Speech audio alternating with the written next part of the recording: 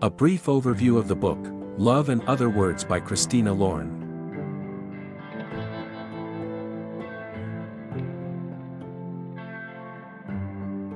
General introduction, summary analysis. Author, Christina Lauren is the pen name of a writing duo, Christina Hobbs and Lauren Billings, known for heartfelt, emotionally rich romance novels.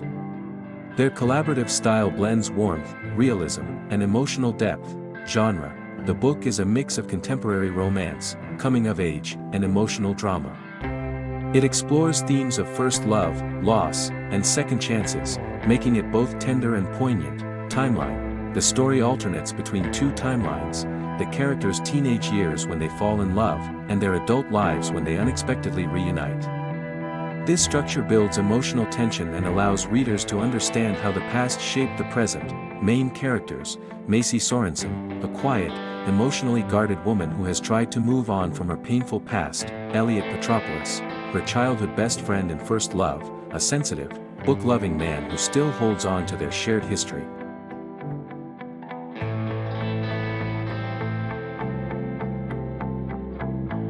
Part 1, The Unexpected Reunion. The story begins in San Francisco, where Macy Sorensen, now a pediatrics resident, appears to live a stable and rational life. She has a fiancé, a secure career, and a carefully controlled routine.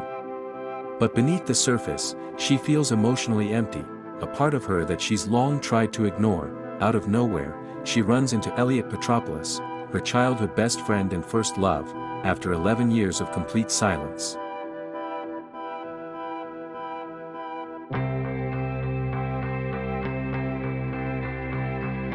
This sudden encounter triggers a rush of long-buried emotions. Pain from their unresolved breakup still lingers. Love, once intense, resurfaces unexpectedly. Nostalgia for the sweet days of reading, laughter, and emotional connection in their youth. Unanswered questions come flooding back. Why did they stop talking? Was it a misunderstanding? Can their bond be restored?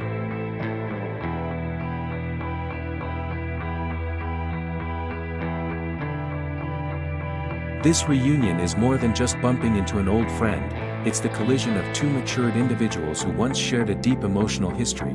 Elliot still loves Macy, that becomes clear from the very first moment. Macy is torn between her safe present and the undeniable pull of her past, a feeling she has never been able to recreate with anyone else.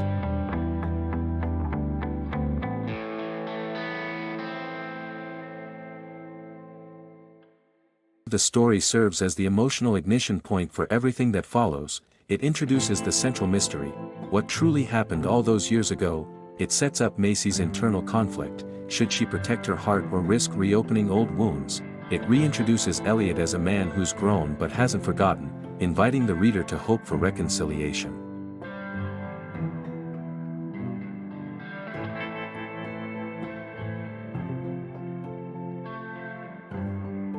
This reunion symbolizes more than coincidence. It represents the resurfacing of something believed to be long dead, a love that was never fully extinguished. It explores the rare but powerful idea of getting a second chance with your first love. It delivers a moving message. Some people, no matter how much time passes, can make your heart beat like it never broke.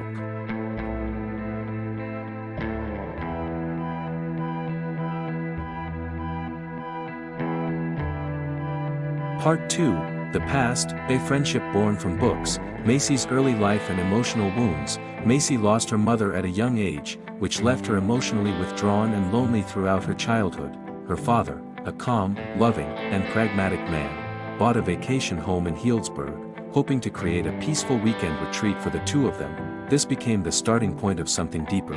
Not just a bond with nature and quiet routines, but with someone who would leave a lasting imprint on her heart. Elliot Petropoulos.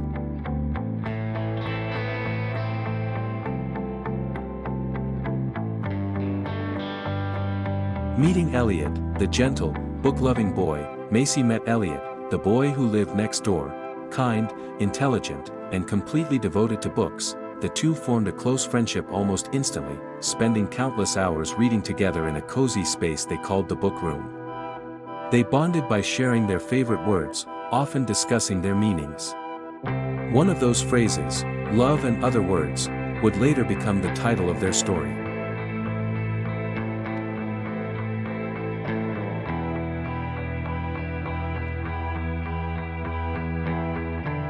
From friendship to first love, their relationship gently evolved beyond friendship. They had late-night conversations about books, emotions, dreams, and life. They built a deep, unspoken emotional connection, one that didn't need grand gestures, just presence, understanding, and quiet moments. There were shy glances, awkward hand touches, and the innocent magic of first love unfolding in silence. This was a tender, genuine love, born not out of intensity, but of deep trust and emotional safety.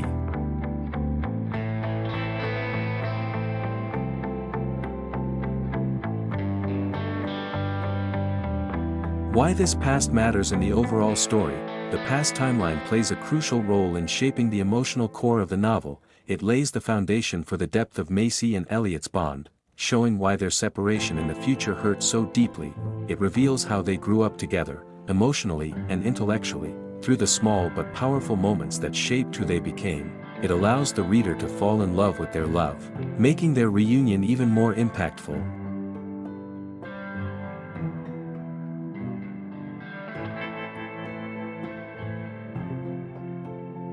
Books as a symbol of emotional connection. The act of reading wasn't just a shared hobby, it became the language of their bond. Through books, they found the courage to open up.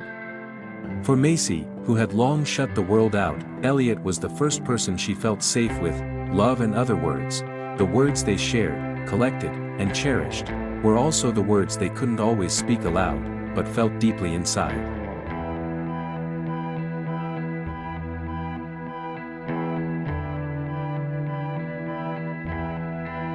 Part 3, The Present, a different Macy. Macy's present-day life, the illusion of stability. Now in her late 20s, Macy is no longer the emotionally open, dreamy teenager we saw in the past. She's a pediatrics resident, hardworking, logical, and seemingly composed. She's engaged to Sean, a man who represents security, routine, and emotional calm. On the surface, Macy's life looks successful, career-focused, stable relationship, well-ordered future. But under the surface lies a stark truth. She is emotionally numb, simply going through the motions of life. Her relationship lacks true intimacy, spontaneity, and most of all, passion.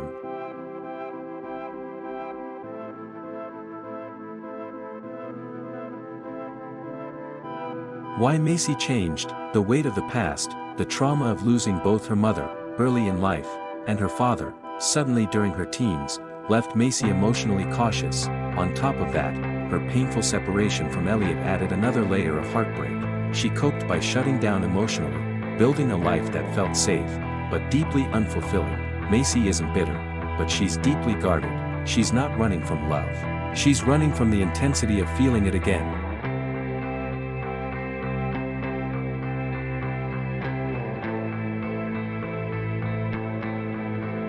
Elliot's return, emotional earthquake. When Elliot reappears, everything Macy has neatly built begins to crack. Elliot is no longer just a memory. He is real, present, and still unmistakably himself, kind, emotionally expressive, still madly in love with her, even after 11 years apart.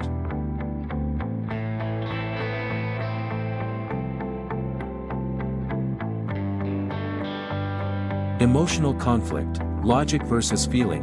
Macy is pulled in two directions. On one hand, Sean equals logic, stability, no emotional risks. On the other, Elliot equals heart, history, and raw, intense emotion. Her heart is reawakening, but her fear of being hurt again holds her back.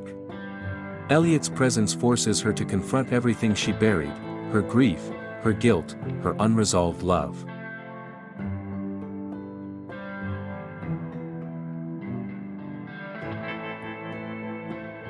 Narrative purpose of this section. This part of the story highlights Macy's emotional numbness and her desire to feel alive again, establishes the contrast between her current relationship, comfortable but dull, and her past love, deep and passionate.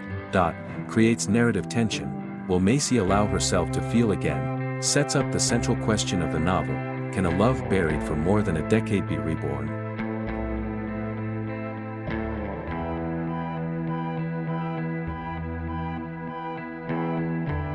Part 4, The Night Everything Changed. The emotional build-up, grief, love, and fragility.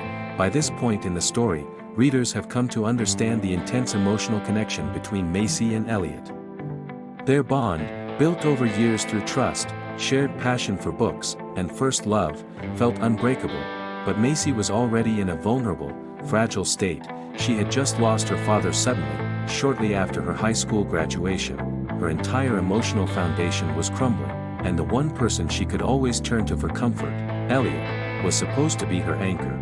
In this delicate moment of need, she decides to return to Healdsburg unannounced, seeking solace in the only place and person that ever felt like home.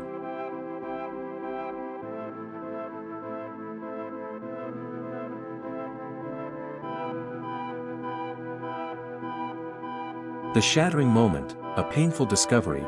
Instead of finding comfort, Macy walks into a nightmare. She arrives at Elliot's house late at night and finds him in bed with another girl. The timing couldn't have been more cruel. Her heart was already broken, and this feels like the final blow. For Macy, this wasn't just infidelity. It was a complete betrayal of trust, in the exact moment she needed him most.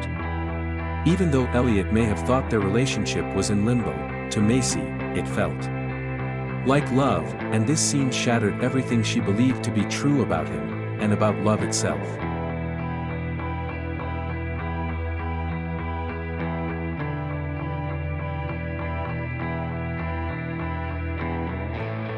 Macy's reaction: silence, withdrawal, disappearance, crushed by grief, overwhelmed by betrayal, and without the emotional tools to process such a layered trauma, Macy does the only thing she knows how to do: she disappears. No confrontation. No explanation. No goodbye. This decision reflects her emotional immaturity at the time, which is understandable, given her age and situation, her deep fear of vulnerability and abandonment, her tendency to protect herself by shutting down completely. She cuts Elliot off, entirely and permanently, as if erasing him could also erase the pain.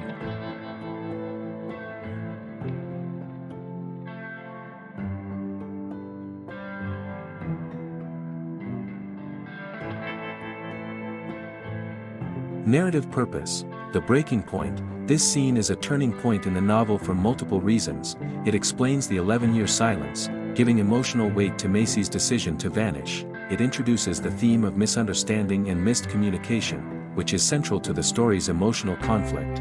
It shows the depth of Macy's emotional wounds, which makes her hesitation in the present more believable.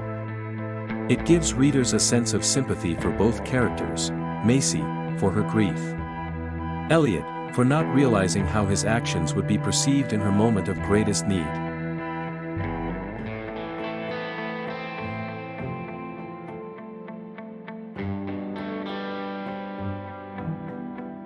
Part 5, Lingering Memories and Regret. Love that never truly ended.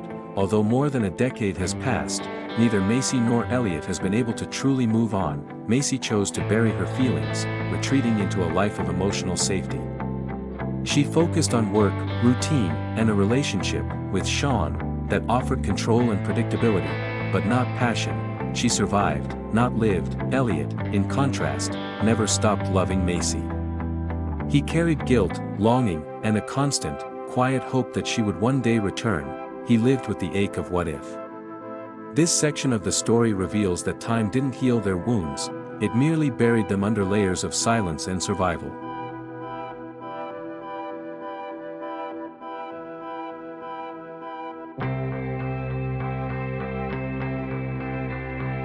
Flashbacks, the dual role of memory.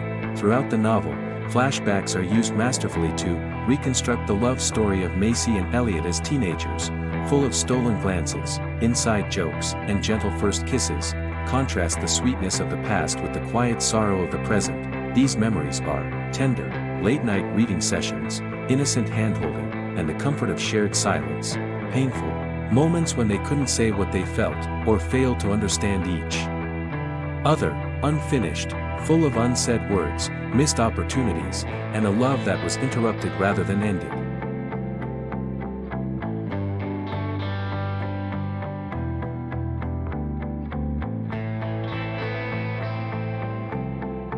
The emotional truth behind regret. This part of the novel explores an uncomfortable, very human truth. Sometimes we lose not because of what we feel, but because we never had the courage to say it out loud.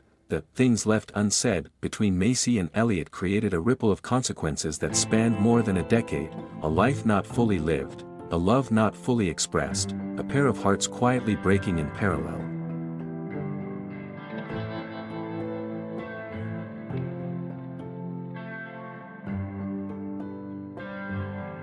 Part 6, Healing, Love That Never Left, Rebuilding After Silence. After over a decade of separation, Macy and Elliot slowly begin to reconnect, not just as old acquaintances, but as two people whose emotional connection never truly disappeared, but the process is not immediate.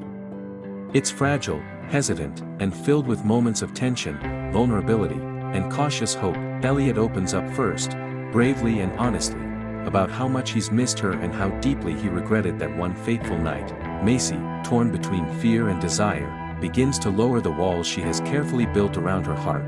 Their healing doesn't come from simply remembering their love. It comes from finally speaking the truths they once avoided.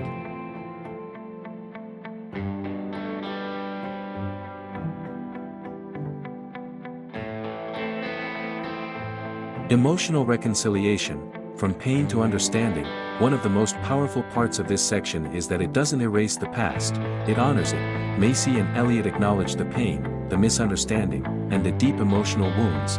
They don't sweep their trauma under the rug. Instead, they talk about it, something they couldn't do as teenagers. This emotional honesty becomes the bridge between who they were and who they are now. Macy slowly comes to understand that Elliot's actions weren't heartless, but born from confusion and pain, that her own silence, while understandable, also contributed to the long separation, that the love she once felt never truly left, it was only buried under years of fear.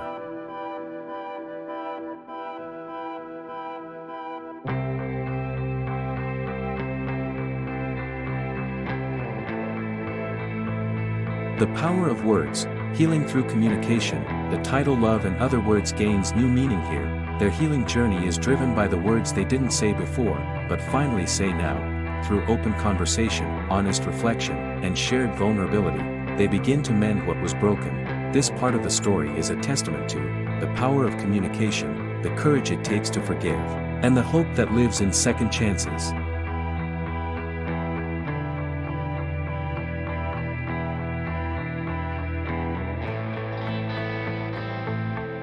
Emotional growth. Adults in love. Unlike their teenage selves, Macy and Elliot are now adults.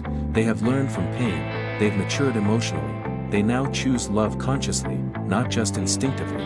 This new version of their relationship isn't built on idealism, but on mutual respect, emotional honesty, and the realization that some loves are worth fighting for, even after years apart.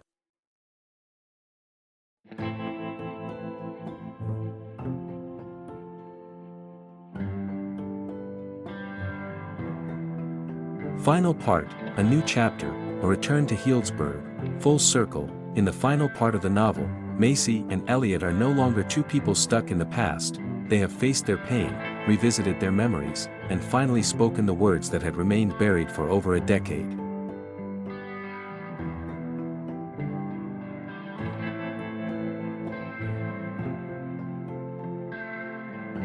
Their journey brings them back to Healdsburg, the place where it all began. This setting, once filled with nostalgia and ache, now becomes a symbol of healing and new beginnings. The book room, once a space of youthful connection, becomes a sacred reminder of how far they've come. The home that once echoed with memory now holds the promise of a shared future.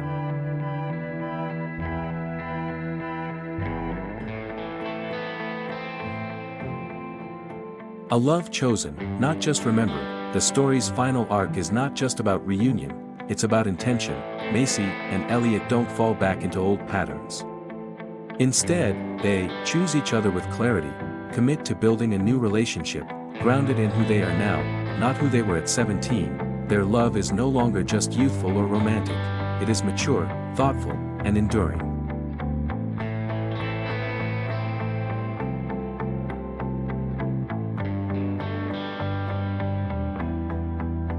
Legacy, grief, and hope. Macy's journey has always been closely tied to loss, the death of her mother, then her father, and the emotional loss of Elliot. But in this final part, we see a profound shift. She doesn't just grieve the past anymore, she honors it, her father's love, her mother's absence, her teenage heartbreak, all become part of her story, but no longer define her. In embracing Elliot again, Macy finally gives herself permission to live fully, to feel joy, to hope, to build a future with someone who truly knows her.